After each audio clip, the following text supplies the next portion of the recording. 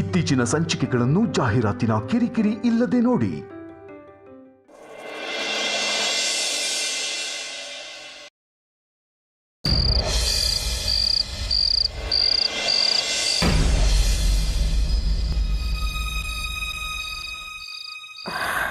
ಇದೇನು ಪ್ರೀ, ಕೂತಲ್ಲೇ ನಿದ್ದೆ ಮಾಡ್ಬಿಟ್ಟಿದ್ಯಾ? ಯಾಕ್ರಿ ಇಷ್ಟು ಲೇಟು? ಎಲ್ಲಿಗೆ ಹೋಗಿದ್ರಿ? ಸ್ಪಾಟ್ ಇನ್ಸ್ಪೆಕ್ಷನ್ಗೆ ಹೋಗಿದ್ದೆ ಪರಿ, ತಡ ಆಯಿತು. ಸರಿ ಬನ್ನಿ ಊಟ ಮಾಡಿ. ಬೇಡ ಪರಿ, ನಾನು ಬರ್ತಾನೆ ಮಾಡ್ಕೊಂಡು ಬಂದೆ. ನಿಂದು ಊಟ ಆಯ್ತಾ? ಇಲ್ಲ ರೀ, ಇಷ್ಟೊತ್ತು ನಾನು ನಿಮಗೋಸ್ಕರನೇ ಕಾಯ್ತಾ ಇದ್ದೆ. ಅಯ್ಯೋ, ನಾನು ಬರೋದು ಲೇಟು ಅಂತ ನಿನ್ಗೆ ಗೊತ್ತೇ ಇದೆ ತಾನೆ. ನನಗೋಸ್ಕರ ಯಾಕೆ ಕಾಯೋದಕ್ಕೋದೆ? ಊಟ ಮಾಡ್ಕೊಳ್ಳೋದಲ್ವಾ? ನಾನು ಊಟದ ಹಾಗಿರಲಿ, ಮೊದಲು ನಿಮ್ಮ ಮುದ್ದಿನ ಮಗಳು ಅದಿತಿ ಇದ್ದಾಳಲ್ಲ, ಅವಳ ಹತ್ರ ಸ್ವಲ್ಪ ಮಾತಾಡಿ. ಯಾಕೋ ಇತ್ತೀಚೆಗೆ ಅವಳದು ಅತಿ ಆಯ್ತಪ್ಪ. ಹೌದಾ? ಅವಳೇನು ಮಾಡಿದ್ಲು? ಅವಳು ಯಾಕೋ ಇತ್ತೀಚೆಗೆ ನನ್ನ ಜೊತೆಗೆ ಸರಿಯಾಗಿ ಮಾತಾಡ್ತಾ ಇಲ್ಲ. ಹೋಗಲಿ, ನಾನೇ ಮಾತಾಡೋಣ ಅಂತ ಹೋದರೆ ಊರು ದೂರದ್ದು ಬೀಳ್ತಾಳೆ. ನನಗೆ ಮುಖಕ್ಕೆ ಮುಖ ಕೊಟ್ಟು ಮಾತಾಡಿ ಎಷ್ಟೋ ದಿನಗಳಾಯಿತು ಗೊತ್ತಾ? ಅದಿತಿ ಯಾಕೆ ಈ ಥರ ಮಾಡ್ತಾ ಇದ್ದಾಳೆ? ನೀನೇನಾದರೂ ಬೈದಪ್ಪರಿ? ನಾನು ಯಾಕ್ರಿ ಬೈಲಿ? ನನಗೇನು ತಲೆ ಕೆಟ್ಟಿದ್ಯಾ? ಏನಾಗಿದೆ ಅವಳಿಗೆ? ಅದೇ ನನಗೂ ಗೊತ್ತಾಗ್ತಿಲ್ಲ ರೀ. ಆ ತೇಜಸ್ ಜೊತೆಗೆ ನಿಶ್ಚಿತಾರ್ಥ ಮುರಿದು ಹೋದಾಗಿಂದ ಹೀಗೆ ಒಬ್ಬಳೇ ಕೂತಿರ್ತಾಳೆ, ಏನೋ ಯೋಚನೆ ಮಾಡ್ತಾ ಇರ್ತಾಳೆ, ಅವಳೊಳೆ ಮಾತಾಡ್ಕೋತಾ ಇರ್ತಾಳೆ, ಶೂನ್ಯ ದೃಷ್ಟಿ ಇಟ್ಕೊಂಡು ಏನೋ ಚಿಂತೆ ಮಾಡ್ತಿರ್ತಾಳೆ. ಬೆಳಗ್ಗೆ ಹೋಗಿ ರೂಮ್ ಸೇರಿಕೊಂಡ್ರೆ ಆಚೆನೇ ಬರಲ್ಲ ಅಂತಾಳೆ. ಊಟಕ್ಕೂ ಅಷ್ಟೇ, ಬಲವಂತ ಮಾಡಿ ಹೊರಗಡೆ ಕರ್ಕೊಂಡು ಬರಬೇಕು. ನನ್ನ ಜೊತೆಗಂತೂ ಮಾತಾಡೋದನ್ನೇ ಬಿಟ್ಟಿದ್ದಾಳೆ. ಅವಳು ಈ ರೀತಿ ಆಡ್ತಾ ಇರೋದನ್ನು ನೋಡಿದ್ರೆ ನನಗೆ ಯಾಕೋ ತುಂಬ ಭಯ ಆಗ್ತಾ ಇದೆ ರೀ. ಅದಕ್ಕೆ ನಾನು ಹೇಳ್ತಿರೋದು, ನೀವು ಒಂದ್ಸಲ ಅವಳ ಹತ್ರ ಮಾತಾಡಿ ಸಮಸ್ಯೆ ಏನು ಅಂತ ತಿಳ್ಕೊಳ್ಳಿ.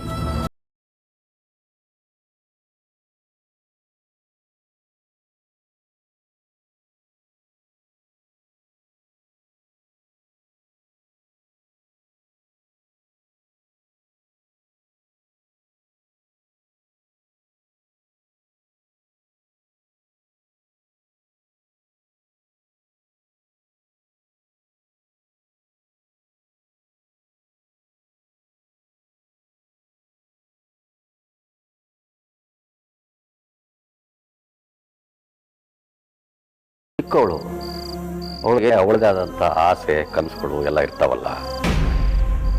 ಎಲ್ಲೋ ಅವುಗಳ ಬಗ್ಗೆ ಯೋಚನೆ ಮಾಡ್ತಾ ಇರ್ಬೋದು. ಅದಕ್ಕೆ ಏನು ಎತ್ತ ಅಂತ ನಾವು ಹೋಗಿ ಕೇಳೋದಕ್ಕಾಗುತ್ತಾ? ಏನ್ರಿ ಚಿಕ್ಕವಳು? ಅವಳ ಜೊತೆಗೆ ಓದ್ತಿದ್ದವರೆಲ್ಲ ಮದುವೆ ಮಾಡಿಕೊಂಡು ಸಂಸಾರ ಮಾಡ್ತಾ ಇದ್ದಾರೆ. ಅವಳು ಚಿಕ್ಕವಳು ಅಂತ ಬೇಜವಾಬ್ದಾರಿಯಿಂದ ಮಾತಾಡೋದನ್ನು ಬಿಟ್ಟು ಅವಳಿಗೆ ಮದುವೆ ಮಾಡೋದನ್ನು ಯೋಚನೆ ಮಾಡಿ. ಅವಳಿಗೆ ಮದುವೆ ವಯಸ್ಸು ಮೀರ್ತಾ ಇದೆ. ನೀವು ಹೀಗೆ ಯೋಚನೆ ಮಾಡ್ತಾ ಕೂತಿದ್ರೆ ನಿಮ್ಮ ಮಗಳಿಗೆ ವಯಸ್ಸಾದ ಮೇಲೆ ಮದುವೆ ಮಾಡ್ಕೊಳ್ಳೋಕ್ಕೆ ಯಾರೂ ಮುಂದೆ ಬರೋದಿಲ್ಲ. ಸರಿ, ಅವಳಿಗೆ ನೀನೇನು ಹೇಳೋದಕ್ಕೆ ಹೋಗ್ಬೇಡ. ಟೈಮ್ ನೋಡಿಕೊಂಡು ನಾನೇ ಅವಳ ಜೊತೆ ಮಾತಾಡ್ತೀನಿ. ಇತ್ತೀಚೆಗೆ ಅವಳೇನಾದರೂ ಅವಳ ಅಕ್ಕಂದ್ರ ಮನೆಗೆ ಏನಾದರೂ ಹೋಗಿದ್ಲಾ? ಹ್ಞೂ ರೀ, ಮೊನ್ನೆ ಆದ್ಯ ಫೋನ್ ಮಾಡಿದ್ಲು ಅಂತ ಹೋಗ್ಬಿಟ್ಟು ಬಂದ್ಲು. ಅಲ್ಲಪ್ಪ, ನೆನ್ನೆ ರಾತ್ರಿ ತಾನೇ ಈ ವಿಷಯ ನಿಮಗೆ ಹೇಳಿದ್ದೀನಿ, ಅಷ್ಟು ಬೇಗ ಮರೆತುಬಿಟ್ರಾ? ಓಹ್ ಹೌದಲ್ವಾ? ಸರಿ ಬಿಡು, ನಾನು ಅವಳ ಜೊತೆ ಮಾತಾಡ್ತೀನಿ.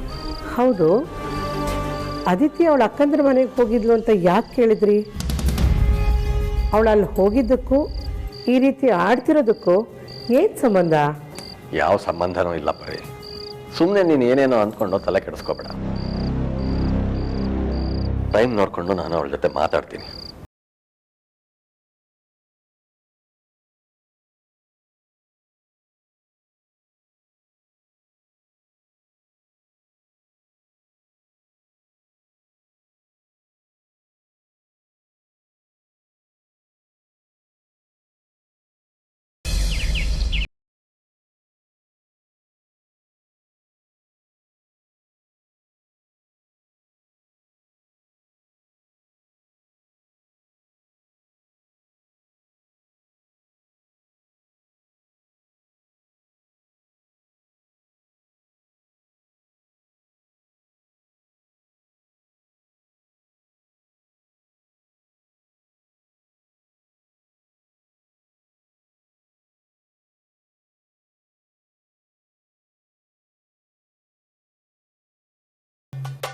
ಕಲರ್ ಏನಾದರೂ ಕೂಮುಗ್ ಮೆತ್ಕೊಂಡು ಅವಳಿಗೇನಾದ್ರೂ ಗೊತ್ತಾದ್ರೆ ಏನಪ್ಪ ಮಾಡೋದು, ಹೇಗಪ್ಪ ತಪ್ಪಿಸ್ಕೊಳ್ಳೋದು?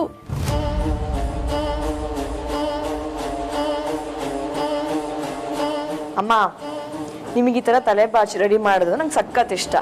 ಇನ್ಮೇಲೆ ನಾನೇ ಮಾಡ್ತೀನಿ. ಸೊ ನೀವು ರೆಡಿ ಆಗಕ್ಕೆ ಹೋಗ್ಬೇಡಿ, ಆಯ್ತಾ? ನನಗೂ ಅಷ್ಟೇನಮ್ಮ. ನೀನು ಈ ಥರ ತಲೆ ಬಾಚ್ತಾ ಇದ್ರೆ ನನಗೆ ತುಂಬ ಸಂತೋಷ ಆಗುತ್ತೆ. ನಾನು 25 ವರ್ಷ ಆಶ್ರಮದಲ್ಲಿದ್ದಾಗ ನಿಮ್ಮನ್ನೆಲ್ಲ ಯಾವಾಗ ನೋಡ್ತೀನೋ, ನಿಮ್ಮ ಜೊತೆಲೆ ಯಾವಾಗ ಮಾತಾಡ್ತೀನೋ ಅಂತ ಕಾಯ್ತಾ ಇದ್ದೆ. ನಾನು ಈ ಮನೆಗೆ ಬಂದಾಗ ನಿಮ್ಮನ್ನೆಲ್ಲ ನೋಡಿ ನನಗೆ ಎಷ್ಟು ಖುಷಿ ಆಯಿತು ಗೊತ್ತಾ? ಅದು ಅಲ್ಲದೆ ನೀವೆಲ್ಲ ನನ್ನನ್ನು ಇಷ್ಟು ಚೆನ್ನಾಗಿ ನೋಡ್ಕೊಳ್ತೀರಾ ಅಂತ ನಾನು ಅಂದ್ಕೊಂಡೇ ಇರಲಿಲ್ಲ.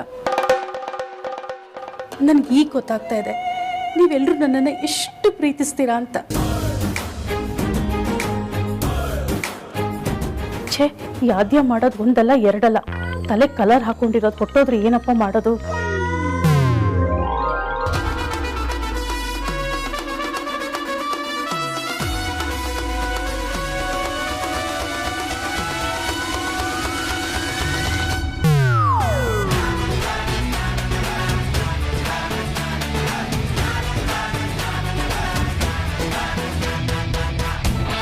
ಅಯ್ಯೋ ದೇವ್ರೆ, ಈ ಅಮೂಲ್ಯ ಅಕ್ಕಪ್ಪ ಬಂದ್ಲು.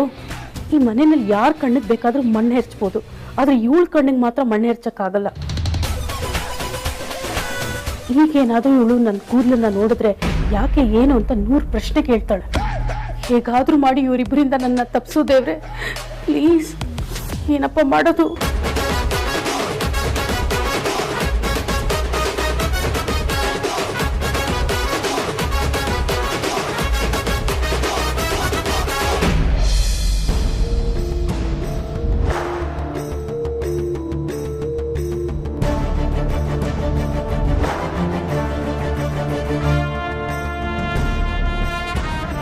ವೈದೇಹಿ, ಏನಿದು ಬೆಳಗ್ಗೆ ಬೆಳಗ್ಗೆನೆ ಉತ್ತರ ದಕ್ಷಿಣ ಅಂತ ಓಡಾಡ್ತಾ ಇದೆಯಲ್ಲ, ಏನಾಯ್ತು ಈಗ?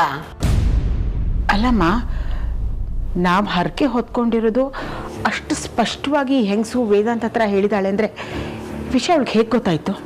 ಇದರಲ್ಲಿ ಆಶ್ಚರ್ಯ ಏನೇ ಇದೆ? ನೀವು ಹರಕೆ ಹೊತ್ಕೊಂಡಾಗ ನಿಮ್ಮ ಜೊತೆ ಸುಹಾಸಿನಿ ಇದ್ಲಲ್ವಾ, ಅವಳೆಲ್ಲ ಈ ವಿಷಯ ಎಲ್ಲ ಅವಳಿಗೆ ಹೇಳಿರ್ತಾಳೆ. ಇವಳು ಡಿಟ್ಟೋ ಅದನ್ನು ವೇದಾಂತ ಮುಂದೆ ಹೇಳಿರ್ತಾಳೆ. ನೋಡೆ, ಈಗ ಸುತ್ತಿ ಬಳಸಿ ಹೇಳಿದ್ರೆ ಆಗಲ್ಲ. ನಿನಗೆ ಯಾಕೆ ಬೇಕು? ನಾನು ಈಗಲೇ ಹೋಗಿ ವೇದಾಂತಗೆ ಎಲ್ಲ ವಿಷಯ ಹೇಳ್ಬಿಡ್ತೇನೆ. ಸಮಯ ಸಿಕ್ಕಾಗ ನಾವೇ ವೇದಾಂತ ಹೇಳೋಣ. ಯಾಕಮ್ಮ ತಾಳ್ಮೆಗೆಡ್ತೀಯ? ಸುಮ್ಮನಿರು. ನೋಡೆ, ನಿನ್ನಷ್ಟು ತಾಳ್ಮೆ ನನಗಿಲ್ಲ. ನಾನು ಸಹಿಸ್ಕೊಂಡಿರಲ್ಲ. ಈ ವಿಷಯನ ಈಗಲೇ ವೇದಾಂತಗೆ ಹೇಳ್ತೀನಿ ಬಿಡು.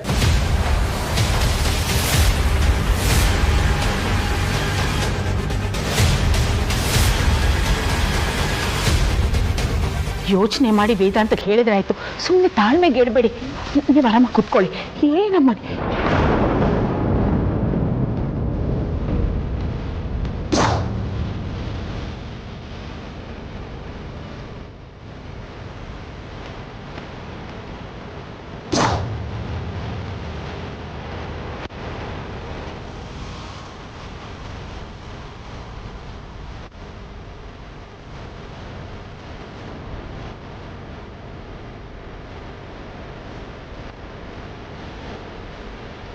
ಅಜ್ಜಿ, ಏನಾಯ್ತು? ಅಮ್ಮ, ಯಾಕೆ ಗಾಬರಿಯಲ್ಲಿದ್ದೀರಾ ನೀವು?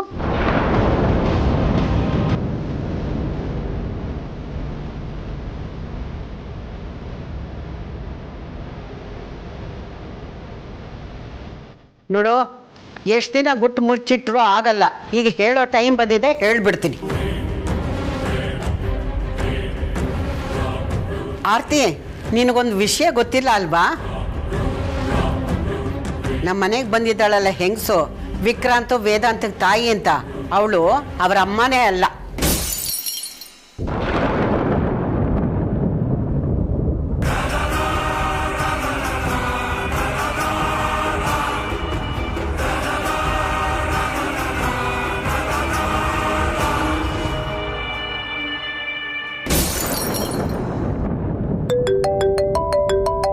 ಆದ್ಯ, ನನಗೆ ಫೋನ್ ಬರ್ತಾ ಇದೆ, ನಾನು ಹೋಗಿ ಮಾತಾಡ್ತೀನಿ.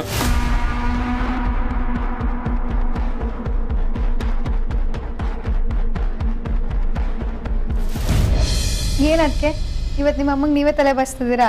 ಹ್ಞೂ ಅಮ್ಮು, ಇಷ್ಟು ವರ್ಷ ಅವ್ರ ಆಶ್ರಮದಲ್ಲಿ ಕಷ್ಟಪಟ್ಟು ಸಾಕು, ಅದಕ್ಕೆ ಇನ್ಮೇಲೆ ನಾನೇ ಸ್ವಲ್ಪ ಸೇವೆ ಮಾಡೋಣ ಅಂತ. ನಿಮ್ಮ ನೋಡ್ತಿದ್ರೆ ತುಂಬ ಖುಷಿ ಆಗ್ತಿದೆ. ಅದಕ್ಕೆ ನೀವು ನಿಮ್ಮ ಅಮ್ಮನ ಮೇಲೆ ತುಂಬ ಪ್ರೀತಿ ಇಟ್ಕೊಂಡಿದ್ದೀರಾ, ಅದಕ್ಕೆ ಅತ್ತೆನ ತುಂಬ ಚೆನ್ನಾಗಿ ನೋಡ್ಕೋತಾ ಇದ್ದೀರಾ. ಅಂದಂಗೆ ಅತ್ತೆಗೆ ಜಾಗಿಂಗ್ ಡ್ರೆಸ್ ಬೇರೆ ತಂದು ಕೊಟ್ಟಿದ್ದೀರಾ ಅಂತ ನೀವು? ಅತ್ತೆ ಜಾಗಿಂಗ್ ಡ್ರೆಸ್ ಹಾಕೊಂಡಿದ್ದಾರೆ. ನಂಗೆ ಸಡನ್ನಾಗಿ ಅತ್ತೆ ಅಂತಲೇ ಗೊತ್ತಾಗಲಿಲ್ಲ ಅದಕ್ಕೆ. ಆದರೂ ತುಂಬ ಯಂಗಾಗಿ ಕಾಣ್ತಿದ್ರು. ಏನು ಹೇಳ್ತಾ ಇದೆಯಾ ಅಮ್ಮು? ಜಾಗಿಂಗ್ ಡ್ರೆಸ್ಸಾ? ನಾನು ಯಾವ ಜಾಗಿಂಗ್ ಡ್ರೆಸ್ ತೊಗೊಂಬಂದು ಕೊಟ್ಟಿಲ್ಲ ಅಲ್ಲ.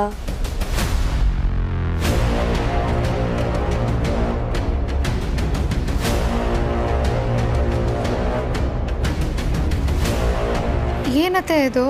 ನೀವು ಈ ಅವತಾರದಲ್ಲಿ? ನನಗೂ ಈ ಥರ ಡ್ರೆಸ್ ಹಾಕೊಳ್ಳೋಕೆ ಇಷ್ಟ ಇಲ್ಲ ಅಮ್ಮ. ಆದ್ಯ ಈ ಡ್ರೆಸ್ ತಂದುಕೊಟ್ಟು ನೀವು ಹಾಕ್ಕೊಳ್ಳೇಬೇಕು ಅಂತ ಫೋರ್ಸ್ ಮಾಡಿದ್ಲು. ಅವಳಿಗೆ ಬೇಜಾರಾಗಬಾರ್ದಲ್ವಾ, ಅದಕ್ಕೆ ಹಾಕ್ಕೊಂಡೆ. ಆದ್ಯ ಸ್ವಲ್ಪ ಬೇಗ ಬಾಯ್ಲಿ. ನಿಮ್ಮ ಅಣ್ಣ ಮಾತ್ರ ಸಖತ್ ಸೋಂಬೇರಿ. ಎಲ್ಲ ಕಣ್ಮುಂದೆ ಇದ್ರೂ ನಾನೇ ತೊಗೊಂಡು ಕೊಡಬೇಕು. ಒಂದು ನಿಮಿಷ ತಾಳು ಬರ್ತೀನಿ.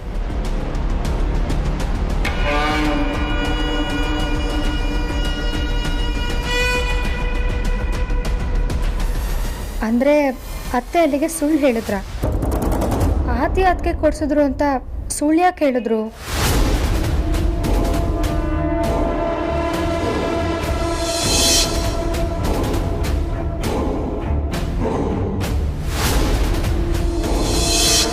ಅತ್ತೆ ಕೈಲಿ ಫೋನ್ ಇರಲಿಲ್ಲ, ಹಾಗಾದರೆ ಅವರು ಏರ್ಪೋರ್ಟ್ ಹಾಕೊಂಡು ಮಾತಾಡ್ತಿದ್ರಾ?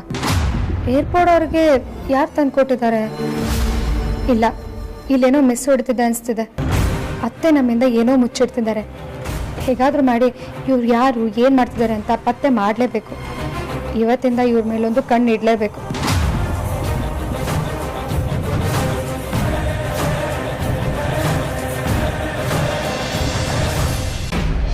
ಏನು ಹೇಳ್ತಿದ್ದೀರಾ ಅಜ್ಜಿ? ನಿಜನೇ ಹೇಳ್ತಾ ಇದ್ದೀನಿ, ಅವಳು ನಿಮ್ಮ ಅತ್ತೆನೇ ಅಲ್ಲ. ಅಂದ್ರೆ ಅವರು ವೇದಾಂತ್ ಬಾಬಾ ವಿಕ್ಕಿಯವ್ರ ಅಮ್ಮ ಅಲ್ವಾ? ಅಯ್ಯೋ ಅಲ್ಲ ಕಣೆ, ಅವಳು ಯಾರೋ ಸುಳ್ಳು ಹೇಳ್ಕೊಂಡು ಬಂದಿದ್ದಾಳೆ. ಅವಳು ಯಾರು ಅಂದ್ರೆ ಅವಳು ಯಾರು ಅಂತ ನಿಮಗೂ ಗೊತ್ತಿಲ್ವಾ?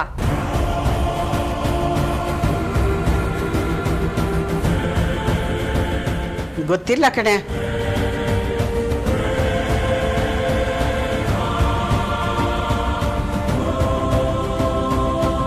ಅಜ್ಜಿ, ನೀವೇನು ಹೇಳ್ತಿದ್ದೀರಾ ನನಗೊಂದು ಅರ್ಥ ಆಗ್ತಿಲ್ಲ. ಅವ್ರು ವೈದೇಹಿ ಅತ್ತೆ ಅಂತ ಕನ್ಫರ್ಮ್ ಆದ್ಮೇಲೆ ಅಲ್ವಾ ನಾವು ಅವ್ರನ್ನ ಮನೆ ಕರ್ಕೊಂಡ್ ಬಂದಿರೋದು? ವೈದೇಹಿ ಅಂತಲೇ ಹೇಳಿ ಕರ್ಕೊಂಡು ಬಂದಿರೋದು ನಿಜ, ಆದ್ರೆ ಅವಳು ನನ್ನ ಮಗಳು ವೈದೇಹಿನೇ ಅಲ್ಲ. ಎಲ್ಲರೂ ಸೇರ್ಕೊಂಡು ನನ್ನ ಮಗಳಿಗೆ ಮೋಸ ಮಾಡಿದ್ರು. ನಮ್ಮ ಮನೇನ ಸರ್ವನಾಶ ಮಾಡಬೇಕು ಅಂತ ಇದ್ದಾರೆ.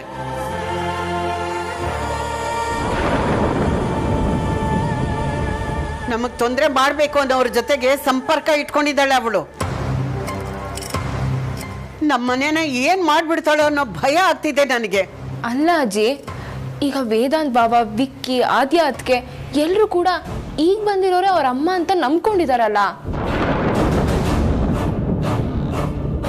ಅವರೆಲ್ಲ ಬಿಡಿ ಅಜ್ಜಿ, ಸುಹಾಸಿನಿ ಅತ್ತೆಗಾದ್ರೂ ಗೊತ್ತಾಗ್ಲಿಲ್ವಾ? ಅವರು ಕೂಡ ಅವ್ರನ್ನ ಅಕ್ಕ ಅಂತಾನೆ ಅನ್ಕೊಂಡಿದ್ದಾರೆ. ಗೊತ್ತಿದ್ದು ಒಪ್ಕೊಂಡಿದಾರಾ ಇಲ್ಲ ಗೊತ್ತಿಲ್ಲದೆ ಒಪ್ಕೊಂಡಿದಾರಾ? ಅಲ್ಲ, ಇಷ್ಟು ದಿನ ಯಾಕೆ ಈ ವಿಷಯನ ನೀವು ಭಾವನ ಹತ್ರ ಹೇಳಿಲ್ಲ? ಅಷ್ಟಕ್ಕೂ ಈ ವಿಷಯ ನಿಮ್ಗೆ ಹೇಗೆ ಗೊತ್ತಾಯ್ತು?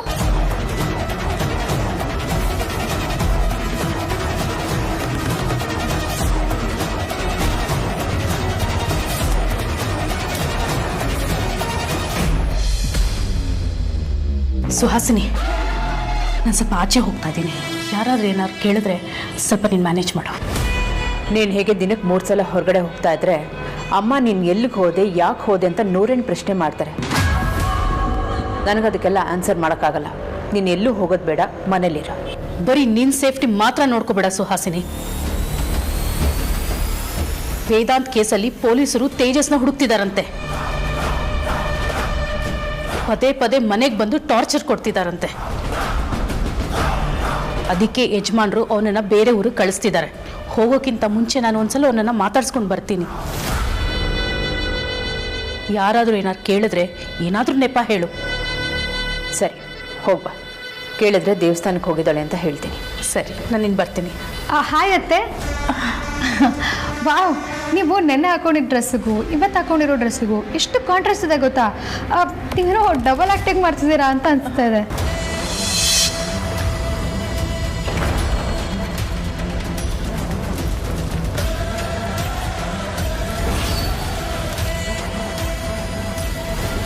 ಅಮೂಲ್ಯ, ನೀನೇನು ಮಾತಾಡ್ತಿದ್ಯಾ ಅಂತ ನಿನಗೆ ಗೊತ್ತಾಗ್ತಿದ್ಯಾ? ನಿಮ್ಮ ಅತ್ತೆ ಹತ್ರ ಹೇಗೆ ಮಾತಾಡಬೇಕು ಅಂತಲೂ ಗೊತ್ತಿಲ್ವಾ? ಅಯ್ಯೋ, ಇದೊಳ್ಳೆ ಗೊತ್ತಾಯ್ತಲ್ಲ. ನಾನು ನಮ್ಮತ್ತೆ ಜೊತೆ ಮಾತಾಡ್ತಿದ್ರೆ ನೀವ್ಯಾಕೆ ಊರವ್ರ ಅಂತಿದ್ದೀರಾ? ನಮ್ಮತ್ತೆ ತೀರಾ ಟಿಪಿಕಲ್ ಅಲ್ಲ. ಐ ಮೀನ್ ಎಲ್ಲರ ಥರ ಟಿಪಿಕಲ್ ಅಲ್ಲ.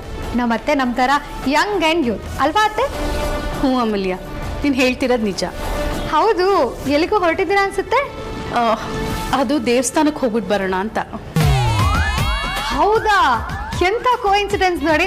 ನಾನು ಆ್ಯಕ್ಚುಲಿ ದೇವಸ್ಥಾನಕ್ಕೆ ಹೊರಟಿದ್ದೀನಿ. ನನಗೆ ಯಾವ ದೇವಸ್ಥಾನಕ್ಕೆ ಹೊರಟಿದ್ದೀರಾ? ಲಕ್ಷ್ಮೀನಾರಾಯಣ ದೇವಸ್ಥಾನಕ್ಕೆ ಹೊರಟಿದ್ದೀನಿ. ಓ ಹೌದಾ? ಆ್ಯಕ್ಚುಲಿ ನಾನು ಲಕ್ಷ್ಮೀನಾರಾಯಣ ಸ್ವಾಮಿ ದೇವಸ್ಥಾನಕ್ಕೆ ಹೋಗ್ತಾ ಇದ್ದೀನಿ. ಬನ್ನಿ ಅತ್ತೆ, ಇಬ್ರು ಒಟ್ಟಿಗೆ ಹೋಗ್ಬೇಡ ಬನ್ನಿ. ಏನು ಅತ್ತೆ ಸೊಸೆ ತುಂಬ ಅನ್ಯೋನ್ಯವಾಗಿ ಮಾತಾಡ್ತಿದ್ದೀರಾ? ಏನಿಲ್ಲ ವೇದಾಂತ್, ಅತ್ತೆ ದೇವಸ್ಥಾನಕ್ಕೆ ಹೋಗ್ತಿದ್ದಾರಂತೆ, ನಾನು ಅವ್ರ ಜೊತೆ ಹೋಗ್ಬೇಡ ಅಂತ.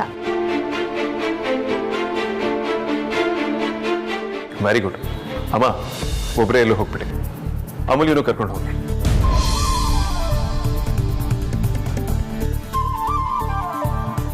ಇರಿ, ನಾನು ಈಗಲೇ ಹೋಗಿ ಭಾವನ ಹತ್ರ ವಿಷಯ ತಿಳಿಸ್ತೀನಿ. ಆರ್ತಿವ್ರೆ, ಕೋಪದ ಕೈಲಿ ಬುದ್ಧಿ ಕೊಟ್ಟು ಅನಾಹುತ ಮಾಡ್ಕೋಬೇಡಿ. ನಿಮಗೆ ನನ್ನ ಮೇಲೆ ಒಂಚೂರು ಗೌರವ ಇದ್ರು ದಯವಿಟ್ಟು ಈಗಲೇ ಈ ವಿಷಯನ ಅವ್ರಿಗೆ ಹೇಳೋದು ಬೇಡ ಪ್ಲೀಸ್. ಅದಕ್ಕೆ ಅಂತ ಸಮಯ ಬರುತ್ತೆ, ಅಲ್ಲಿವರೆಗೂ ತಾಳ್ಮೆಯಿಂದ ಕಾಯೋಣ. ಏನಮ್ಮ ನೀವು ಈಗಾಗಲೇ ಮುಚ್ಚಿಟ್ಟು ತಪ್ಪು ಮಾಡ್ತಾ ಇದ್ದೀವಿ, ಮತ್ತೆ ಯಾಕೆ ಹೇಳಬೇಡ ಅಂತ ಹೇಳ್ತಿದ್ದೀರಾ? ಹೌದು, ಯಾಕೆ ಹೇಳಬಾರ್ದು ಅಂತೀರಿ? ಯಾಕೆ ಹೇಳಬಾರ್ದು ಅನ್ನೋದಕ್ಕೂ ಕಾರಣ ಇದೆ ಆರ್ತಿಯವರೇ. ಇಷ್ಟು ವರ್ಷ ಈ ಮಕ್ಕಳೆಲ್ಲ ಅಮ್ಮ ಇಲ್ಲ ಅನ್ನೋ ಕೊರಗಿನಲ್ಲಿದ್ರು. ಆದರೆ ಈಗ ಅಮ್ಮ ಸಿಕ್ಕಿದ್ದಾರೆ ಅನ್ನೋ ಖುಷಿಲಿದ್ದಾರೆ. ಅಮ್ಮನ ಖುಷಿನ ಅನುಭವಿಸ್ತಾ ಇದ್ದಾರೆ. ಇಂಥ ಹೊತ್ತಿನಲ್ಲಿ ಅವ್ರು ನಿಮ್ಮ ಅಮ್ಮ ಅಲ್ಲ ಅಂತ ಹೇಳಿದ್ರೆ ಅವ್ರ ಎದೆ ಒಡೆದು ಹೋಗಲ್ವಾ? ಅವ್ರ ನಂಬಿಕೆನ ನುಚ್ಚು ನೂರು ಮಾಡ್ದಾಗಲ್ವಾ? ಮತ್ತೆ ತಾವು ಅನಾಥರು ಅನ್ನೋ ಭಾವನೆ ಅವ್ರಿಗೆ ಕಾಡಲ್ವಾ? ಬಹುಶಃ ಇದೇ ಕಾರಣಕ್ಕೆ ಸುಹಾಸಿನಿ ಅಮ್ಮನವರು ಸುಮ್ಮನೆ ಇದ್ದಾರೆ ಅಂತ ಕಾಣುತ್ತೆ. ಇಲ್ದಿದ್ರೆ ಅವ್ರು ಯಾವತ್ತೂ ನಿಜ ಹೇಳ್ಬಿಡೋರು ಅಲ್ವಾ? ಹೌದು ಆರ್ತಿ, ವೈದೇಹಿ ಅಲ್ಲ ವೈಜಯಂತಿ ಹೇಳ್ತಾ ಇರೋದು ಸರಿ ಅನ್ನಿಸ್ತಾ ಇದೆ. ಈಗಲೇ ವಿಷಯ ಹೇಳಿ ಅವ್ರ ಮನ್ಸಿಗೆ ನೋವು ಉಂಟು ಮಾಡೋದು ಬೇಡ. ಸಮಯ ಬಂದಾಗ ಎಲ್ಲ ವಿಷಯನೂ ಹೊರಗೆ ಬರುತ್ತೆ. ಅಲ್ಲಿವರೆಗೂ ಸ್ವಲ್ಪ ಸುಮ್ಮನೆ ಇದ್ದು ಬಿಡಮ್ಮ. ಹೌದು ಆರ್ತಿ ಅವರೇ, ಪ್ಲೀಸ್. ಸರಿ ಅಮ್ಮ.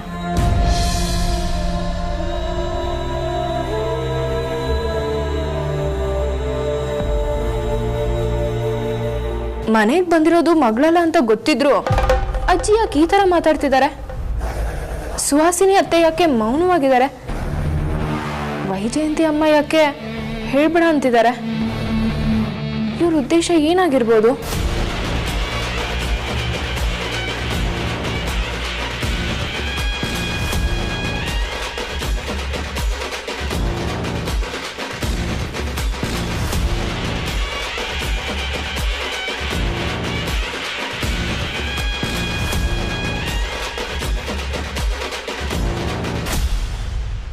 ವೇದಾಂತ್, ಅಕ್ಕ ನೀವು ಹತ್ರ ಹೇಳೋದಕ್ಕೆ ಸಂಕೋಚ ಪಡ್ತಿದ್ದಾಳೆ. ಆ್ಯಕ್ಚುಲಿ ಅವಳು ದೇವಸ್ಥಾನಕ್ಕೆ ಹೋಗ್ತಾ ಇಲ್ಲ, ಆಶ್ರಮಕ್ಕೆ ಹೋಗ್ತಾ ಇದ್ದಾಳೆ.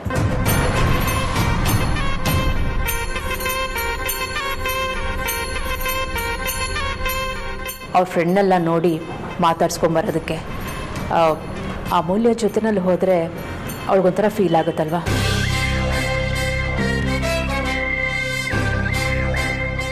ಹೌದಾ ಅಮ್ಮ, ಇದ್ರಲ್ಲಿ ಮುಚ್ಚಿಡುವಂಥದ್ದು ಏನಿದೆ? ಯಾಕೆ ಇಷ್ಟೊಂದು ಫಾರ್ಮಾಲಿಟೀಸ್? ನೀವೊಬ್ಬರೇ ಹೋಗ್ಬನ್ನಿ.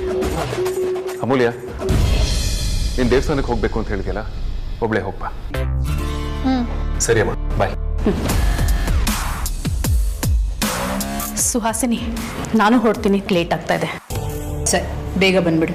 ನಿನ್ನ ಫ್ರೆಂಡ್ಸ್ ಎಲ್ಲ ಹೇಳಿದ್ರು ಅಂತ ಲೇಟ್ ಮಾಡಬೇಡ. ಸರಿ, ಬರ್ತೀನಿ.